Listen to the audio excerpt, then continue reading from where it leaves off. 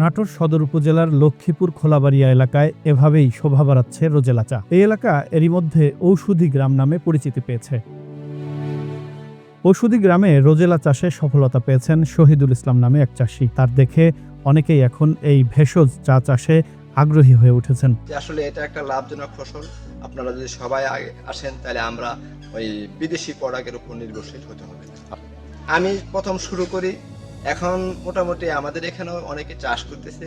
সারা বাংলাদেশে আমি প্রচুর পরিমাণে বীজ সাপ্লাই করছি। চাষি শহীদুল ইসলাম কুষ্টিয়া থেকে প্রথম এই রোজেলা চায়ের বীজ এনে ৫ শতক জমিতে চাষ করেন। লাভ হওয়ায় ধীরে ধীরে এর পরিধি বাড়ান। তিনি জানান, ১ বিঘা জমিতে রোজেলা চা চাষ করতে খরচ পড়ে ৩৫ থেকে ৪০ হাজার টাকা।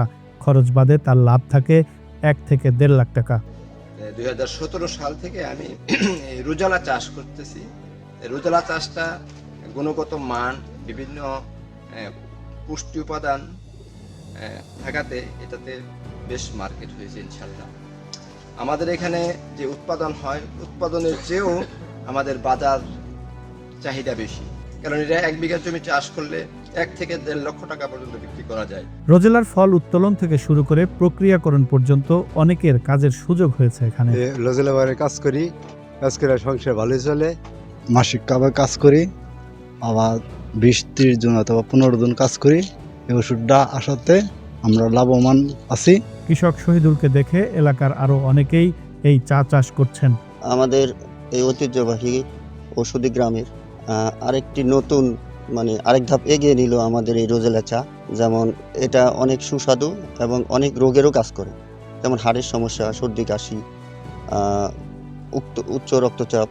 নানা রোগ প্রতিরোধ ক্ষমতা সম্পন্ন স্বাস্থ্যের জন্য এই চা বেশ উপকারী বলে অনেকেই নিয়মিত পান করছেন বলে জানান।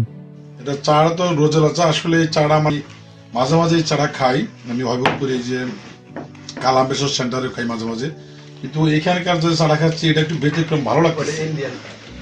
আমি যে ওই হবিবপুর কিন্তু আসছে, এটা একটু ব্যতিক্রম ভালো, অনেক ভালো লাগছে। উদ্যমী কৃষকের পাশে থেকে সার্বিক সহায়তার আশ্বাস দেন কৃষি বিভাগের এই কর্মকর্তা।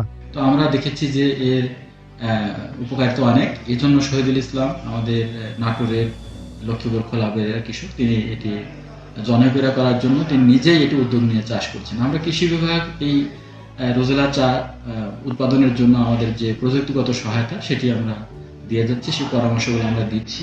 হাইপারটেনশন, ডায়াবেটিস এবং হার্টের জন্য রোজেলার ফুলটি খুবই উপকারী। এটি ত্বক ভালো রাখে। বিশ্বের অনেক দেশে এটি চা বা শরবত হিসেবে খাওয়া হয়। Z news, Dhaka.